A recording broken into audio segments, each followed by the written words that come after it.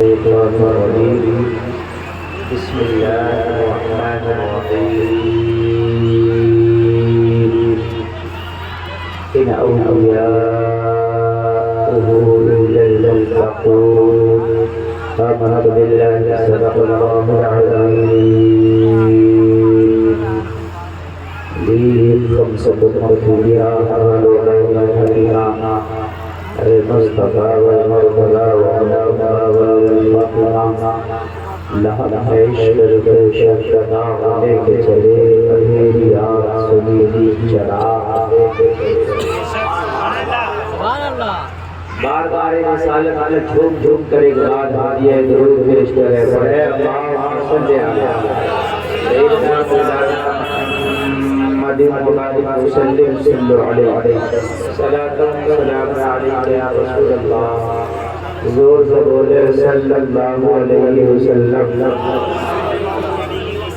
میری آواز آپ کو صاف آ رہی ہے میری آواز باقی کو نہیں سمجھ پا رہی تو آپ کو کیا آ رہا ہے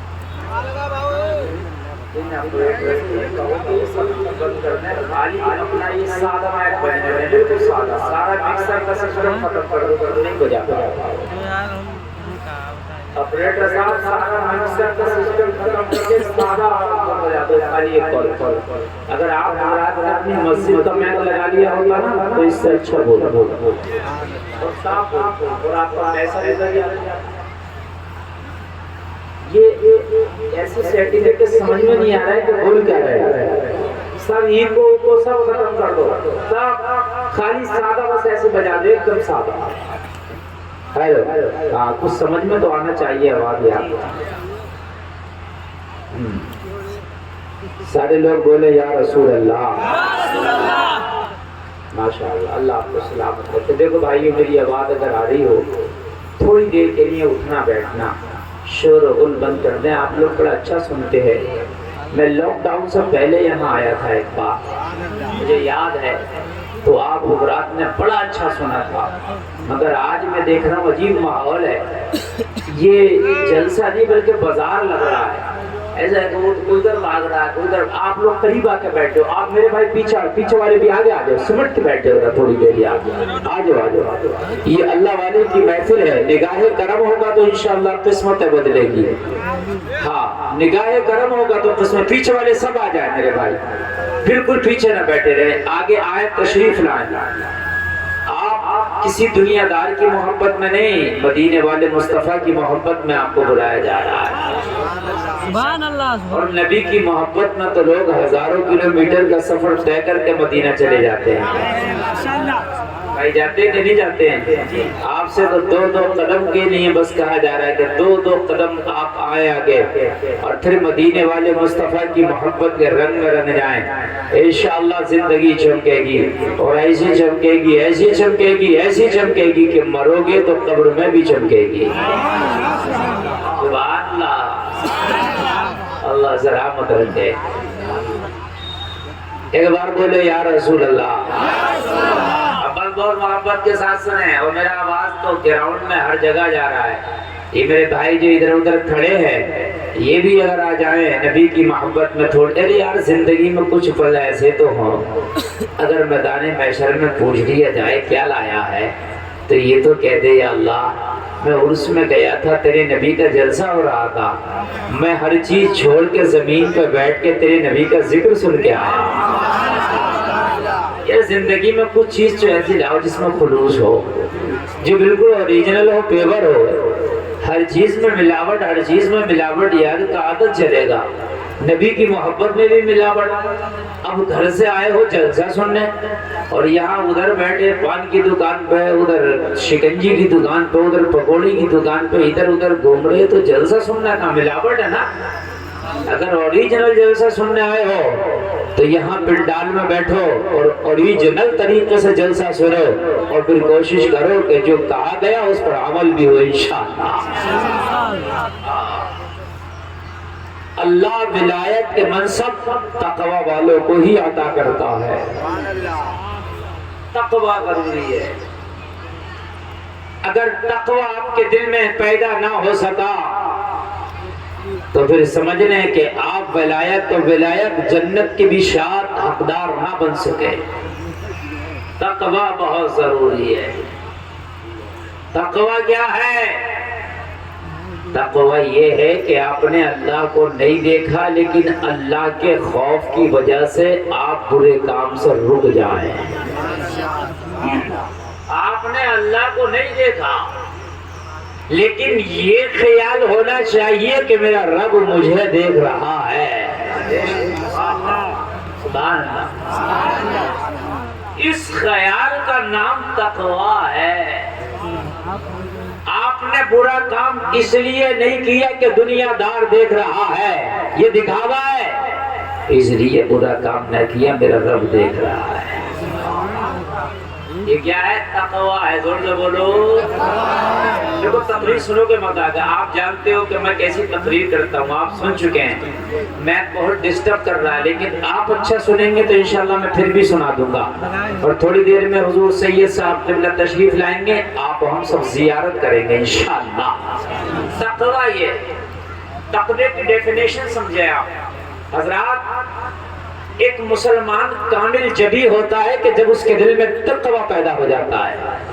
قرآن سے بھی فائدہ اسی کو ہوتا ہے کہ جس کے دل میں تقوی ہوتا ہے، ورنہ تو قرآن بہت پڑھتے ہیں لیکن قرآن پڑھ کے ہدایت انہیں کو ملتی ہے کہ جن کے دل میں تقوی ہوتا ہے۔ قرآن میں اللہ نے فرمایا ذالک الکتاب لا ریب فیہ ھدی للمتقین۔ کتاب ہے جس میں کوئی شک نہیں اور اس میں تقوی والوں کے لیے ہدایت ہے۔ قرآن میں تقوی والوں کے لیے ہدایت ہے۔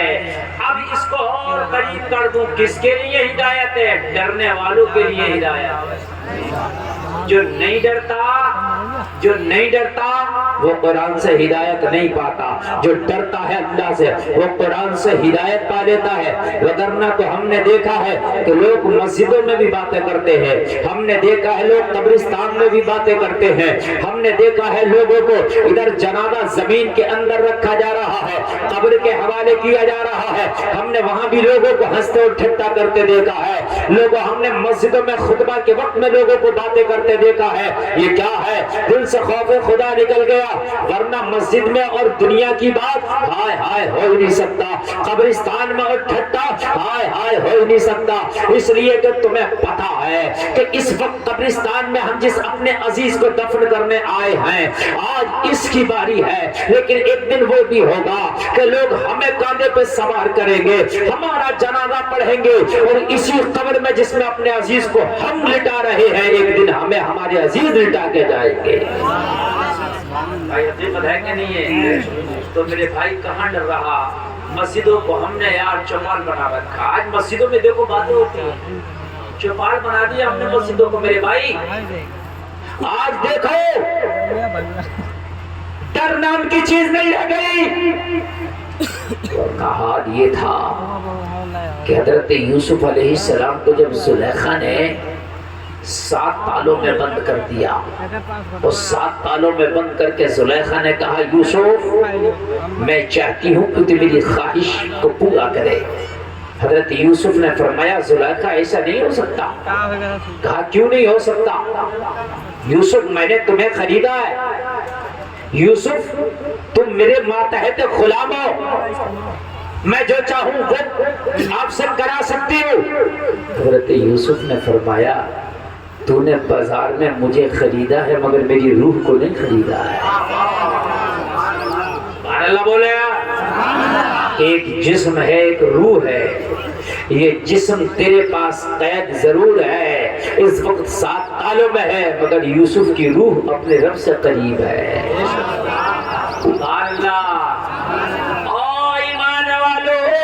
ایمان والے کی روح اللہ سے قریب ہوتی ہے، اس کا جسم کہیں بھی ہو مگر روح اللہ سے قریب ہوتی ہے۔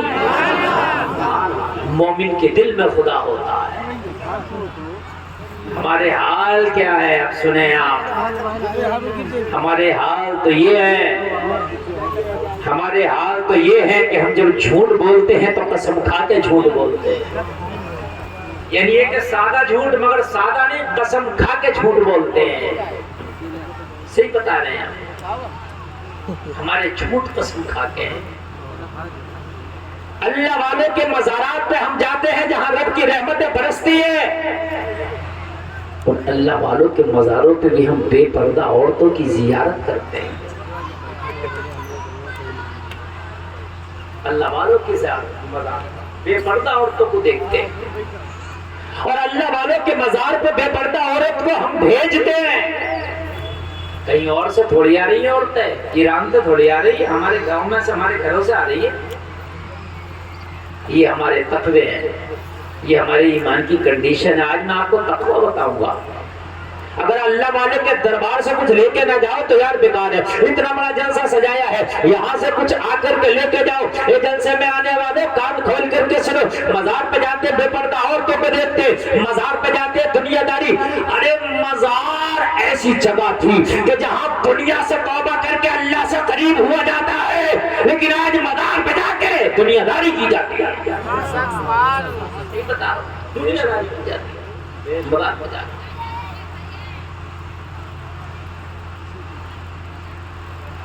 آج مزار میں جا کے ہم دنیا میں ایسا ڈوب جاتے ہیں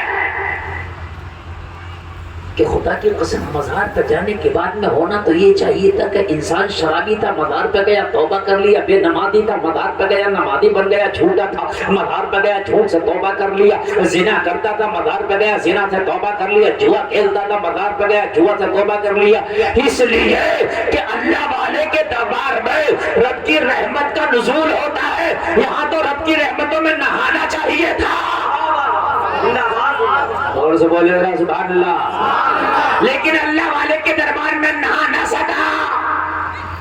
میلہ لگا ہوا ہے، آیا اس میں پکوڑی کھا کے چلا گیا، شکنجی پی کے چلا گیا. ارے یہاں یہ کرنے آیا تھا تو بے پردہ عورتوں کو تک کے چلا گیا، یہ کرنے آیا تھا. چکر جھولا جھول کے چلا گیا، یہ کرنے آیا تھا. موت کا کنواں دیکھ کے چلا گیا، یہ کرنے آیا تھا. شرم کرو. ارے اللہ والوں کا وہ دربار ہے، خدا کی قسم میں صبح تک اگر کہو تاریخ کے اور آگ پڑھ پڑھ کے بتاتا رہوں گا کہ اللہ والوں کی بارگاہ میں جھوٹا آیا ہے تو توبہ کر کے گیا ہے، شرابی آیا ہے توبہ کر کے گیا ہے، زانی آیا ہے توبہ کر کے گیا ہے، جہنمی آیا ہے جنتی بن کے گیا.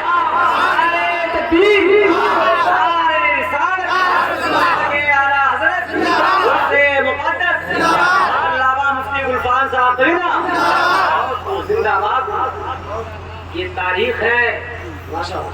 آپ کو یقین نہ آئے تو آپ پڑھو، آپ کو پتہ چلے گا. ہمارے ہاں تو ہوتا عرس میں گیا تھا کیا کر کے آیا، چکر جھولا دیکھ کے آیا. عرس میں گیا تھا کیا کر کے آیا، بے پردہ عورتیں بھی تک کے آیا. اور اللہ ان ہماری ماں بہنوں کو بھی عقل دے دے. قیامت میں ان کی وہ دھلائیاں ہوں گی، وہ دھلائیاں ہوں گی کہ ان کو پتہ چل جائے گا یہ میک اپ کر کے فل میک اپ کر کے عرس میں جاتی ہے. ان سے پوچھو کہ تم میک اپ کر کے اس میں کر کیا رہی ہو، تمہارا کام کیا ہے؟ اسی چکر جھولے میں مرد ہے، اسی میں عورت ہے. بتائیں آپ مجھے یار یہ اللہ والوں کے دربار میں یہ کرنے آتے ہیں. ابھی آپ کو پتا نہیں کہ اللہ والے کا دربار ہوتا کیا ہے.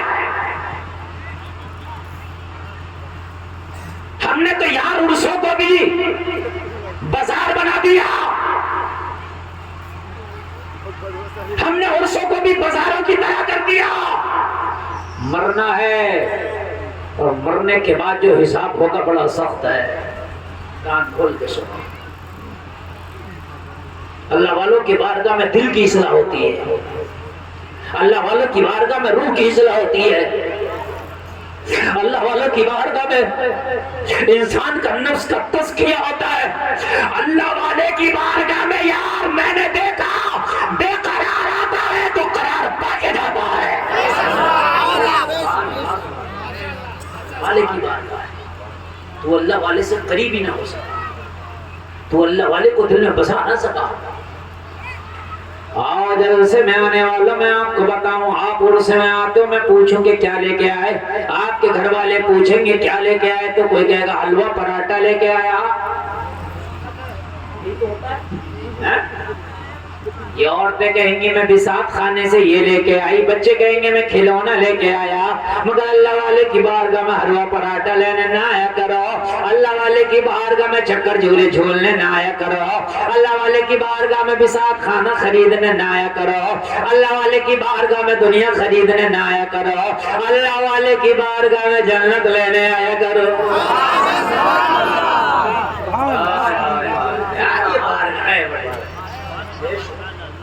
ان بارگاہوں میں تو اگر لوگ شاہ بھی آئے تو خدا کی قسم جنتوں کے تاج لے کے گئے۔ شاید آپ نے اس تاریخ کو سنا بھی ہو، ایک دن اللہ والا بغداد میں بیٹھا جنگل میں، ریت سے چھوٹے چھوٹے گھر بنا بنا کے کھیل رہا ہے۔ لوگ وقت کی ملکہ ہارون رشید کی بیوی زبیدہ خاتون آئی، اپنے شاہی رتھ پہ بیٹھی ہے، اللہ والے پہ نگاہ پڑ گئی، بیلول دانا پہ نگاہ پڑ گئی۔ وہ جلسے میں آنے والا بیلول دانا اللہ والا ہے، بیلول دانا اللہ کا ولی ہے، کہنے لگی او بیلول یہ مٹی میں کیا کر رہا؟ کہا او زبیدہ تجھے جو مٹی نظر آ رہی ہے یہ بیلول مٹی میں نہیں بلکہ جنت کے گھر بنا رہا ہے۔ تم آتے ہو چکر جھولے جھولنے، تم آتے ہو کھلونے لینے، تم آتے ہو یہاں پر جو ہے ناچ گانے سننے۔ سنو اللہ والے کی بارگاہ میں ملکہ آئی ہے، ملکہ بادشاہ کی بیوی ملکہ ہوتی ہے، زبیدہ خاتون آئی ہے، کہنے لگی ہاں اللہ والے یہ مٹی کے گھر کی بناتا ہے کیا زبیدہ؟ مٹی کا گھر نہیں، جنت کا محل ہے۔ زبیدہ نے کہا اللہ والے کی زبان سے نکل گیا تو ہو گیا، اللہ والا جو کہہ دیتا وہ ہو جاتا ہے۔ الٹی ہی چال چلتے ہیں دیوان گنیش، آنکھوں کو بند کرتے ہیں دیدار کے لیے۔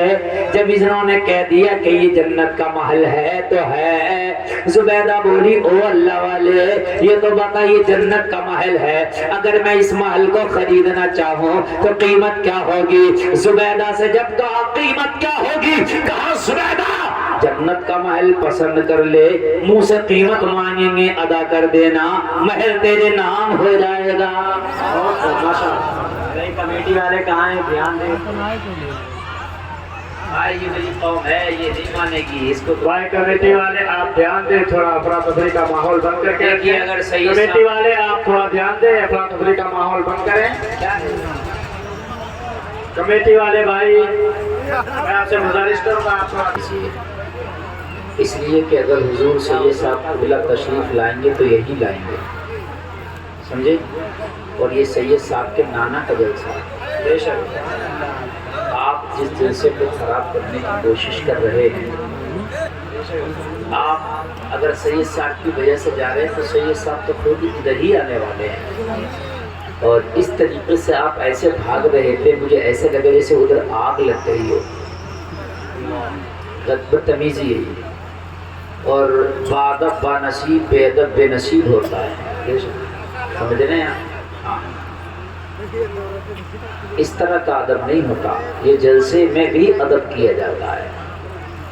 میں نے آپ کو تو خود ہی اعلان کیا تھا کہ سید صاحب تشریف لائیں گے، جب لائیں گے تو حضرت یہیں آئیں گے، زیارت کریں گے آپ لوگ۔ دیکھیے کوئی سید پیر بزرگ محبت جب ہی نہیں ہوتی کہ آپ مسافر کر لو، محبت یہ بھی ہے اگر آپ اس کی زیارت کر لیں اور دل میں محبت ہے تو فیضان ملے گا۔ سمجھ رہے ہیں آپ؟ ہاں ماشاءاللہ سید صاحب قبلہ اسٹیج پر ہی تشریف لا رہے ہیں، آپ سب لوگ حضرت کا استقبال کریں گے اور سید صاحب قبلہ کی زیارت کریں گے اور پھر میری تقریر سنیں گے تاکہ نامہ اعمال میں نیکیوں کا اضافہ ہو جائے۔ آپ لوگ بھی کھڑے ہو کے سید صاحب کا استقبال کریں۔ نعرہ رسالت، اعلیٰ حضرت